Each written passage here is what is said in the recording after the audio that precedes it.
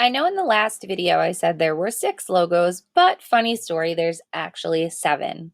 So here are logo types 4 through 7. Number 4, abstract logo mark. This is a type of pictorial logo, so maybe that's why I got confused with 6 and 7. It's instead of something recognizable, like in the last slide, an apple, a target, or a bird, it's a little bit more of an abstract form that represents your business. Abstract marks work really well because they condense your brand into a single image. However, instead of being restricted to a picture of something recognizable, abstract logos allow you to create something unique to represent your brand. The benefit of an abstract mark is that you're able to convey what your company does symbolically without relying on cultural implications of a specific image. Sometimes different people have different connotations related to different images. So abstracting it breaks that norm. Through color and form, you can attribute meaning and cultivate emotion around your brand. For example, think about the Nike swoosh.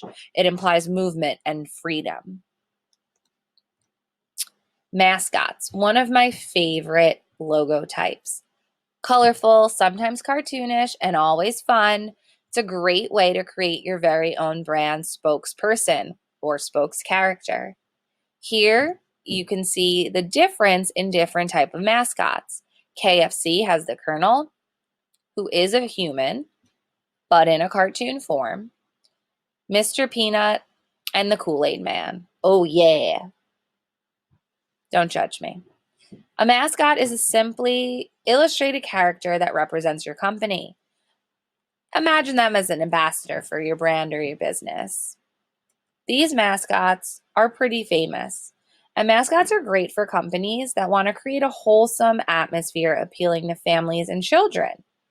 Think of all those mascots at sporting events and great dynamics they create by getting involved with the audience. This allows the brand to use these in a few different ways in addition to their logo. Combination mark. This is the 6th type of logo. A combination mark is a logo comprised of a combined word mark or letter mark and a pictorial mark, abstract mark, or mascot. So it's like combining a few different ones together. The picture and text can be laid out side by side or stacked on top of each other or integrated to create an image. Because a name is associated with the image, a combination mark is a pretty versatile choice. Using both text, an icon, or mascot work together to reinforce your brand. With a combination mark, people will also begin to associate your name and your pictorial mark or mascot right away. Eventually, then, you can separate to a pictorial mark on its own. In the future, you could rely exclusively on that logo or mascot. Because the combination of a symbol and text create a distinct image together, these logos are usually easier to trademark than a pictorial mark alone. The last and final style is the emblem. As you can see, I have Harley-Davidson motorcycles and the infamous Starbucks coffee logo as an emblem. It consists of a font inside of a symbol or an icon. Think about badges, seals, or crests. These logos have a traditional appearance that can make a striking impact. They're a go-to choice for many schools, organizations, and government agencies. The auto industry is also very fond of emblem logos. While they have a very classic style, some companies have effectively modernized the traditional emblem logo look with designs fit for the 21st century. Because these types of logos lean towards a higher detail and the fact that the name and symbol are intertwined, they can be less versatile for the mentioned types of logos. An intricate emblem design is not easy to replicate across all different types of branding, which we will discuss more.